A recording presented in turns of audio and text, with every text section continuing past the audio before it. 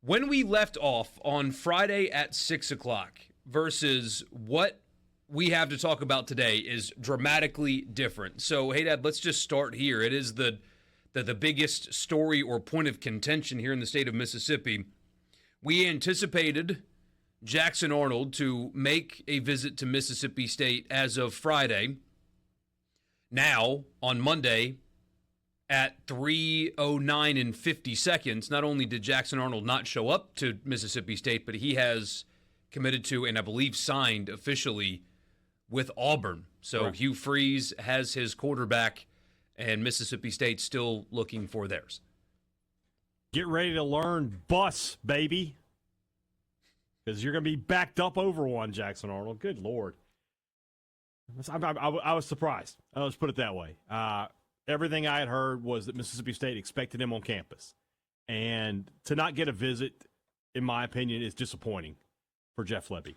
This was his hand-picked guy at Oklahoma, guy he recruited to get to Oklahoma, that he said was the prototypical quarterback for his offense. And they couldn't even get him on campus to visit. That's not a great sign. It's really interesting, and from this perspective, State is, I think, waiting on the commitment of Luke Kromenhawk, which I believe is how I pronounce that.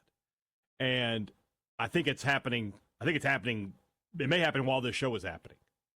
That would be good. I hope he does that. And that kid is a higher rated prospect than Arnold. But from a perception standpoint, it's Lebby's hand-picked guy, option A, couldn't even get to campus. I don't know. I mean, with Kromenhawk, here's the thing. Like, good prospect. Don't get me wrong. You know, you look at his film and you can see there's some talent there. Big arm. That's great. Does not help you win a single game in 2025. Not one game is that guy going to be good for winning. So they have to get a quarterback. I understand that. They got to find somebody to bridge the gap between Shapen and Kamario Taylor. And in reality, they got to have somebody on campus when Blake Shapen inevitably gets hurt. But it's elsewhere in the portal. It's the real story for Mississippi State as they continue to struggle to find difference makers and bona fide starters on the defensive side of the ball and on the offensive line. Let's get there in a second because I do want to bring up or continue on this quarterback thing. So I agree with what Robbie said on your podcast on Thunder and Lightning. If you're a State fan and you're not subscribed to Thunder and Lightning, what are you doing? Wherever you get your podcast, just search for it. You can get it there. Where at the end of the day, all Jeff Lebby needs to do is make sure the quarterback room is good. It doesn't matter what the names on the jerseys are. If you get good quarterbacks, that is literally the only thing that matters, right? Doesn't matter what their names are. As long as they're good and they produce, it's all good. And it doesn't matter how you got there either. If you got said no to 100 times, but the 101st quarterback that you get a yes on plays and plays well, all good. Yeah, you're fine. The optics, though, because it's not only Arnold not showing up and going to Auburn, it's Van Buren going to LSU. Mm-hmm. So you have a guy that started 8 games for you, and he hits the portal and goes to a place where he's not going to start in 2025. Like, totally going to LSU, understanding I'm not going to start there. There was some talk that he was going to look for a guaranteed starting job, and obviously that's not the case. That's not the case. And then the other side of that is, I was told what his number, or I was told by people, hey, this is what his number was. State wasn't going to be willing to meet that for a guy that wasn't going to be locked in as your starter here. I find it difficult to believe LSU paid him that. So he obviously took less money and didn't get a starting job. So I get where you're going with this. Like from a perception standpoint, it's like, what happened there? Yeah, because in hindsight, you should have done everything you could to keep Van Buren in Starkville. Unless that was impossible, unless you just couldn't, and he just wanted to go somewhere else. He wanted to get out. That's very possible. But at the same time, again, if he took less money and didn't get a guaranteed starting job, I don't know. I don't know. And at the end of the day, Kromenhawk might be a better prospect. We haven't seen enough of this kid as much as we've seen of Van played Buren. sparingly, 2 starts. One of them was in their loss to Florida, and the other was an FCS game. And on a similarly bad team. So, I mean, had he played Possibly the whole worse. season, he might have similar numbers. I don't know. So, State's QB situation looks like it's coming to a head here. Like I said, maybe within the next couple of hours.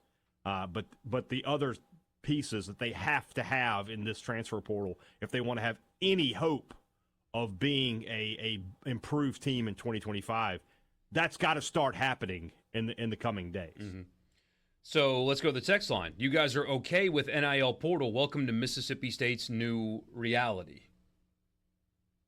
Another one. 3-9 is our ceiling at Mississippi State next year, and we will be looking for a head coach.